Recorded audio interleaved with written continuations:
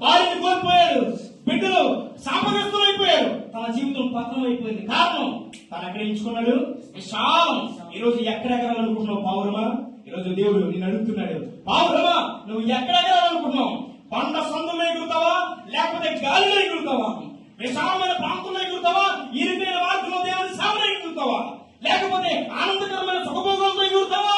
లేకపోతే నాకు ఇచ్చేది రూపాయి లేకపోయినా పర్లేదు, దేవుడు వాక్యం ఉంటే చాలు ఎగురుతావా? దేనికోసం ఎగురుతావు? మందస్సంతులు ఎగిరే పావురమని ఉండగలిగితే దేవుడు అంటాడు, ఎవరు చూడవలసిన లేదు, దివాకర్ గారు చూడవలసిన లేదు, విజయ్ కుమార్ గారు చూడవలసిన లేదు, కాకినాడ నుంచి వచ్చిన దరఖాస్తులను చూడవలసిన లేదు, సీఎం నుంచి జోసఫ్ రాజు గారు చూడవలసిన లేదు, ఏ పెద్దలు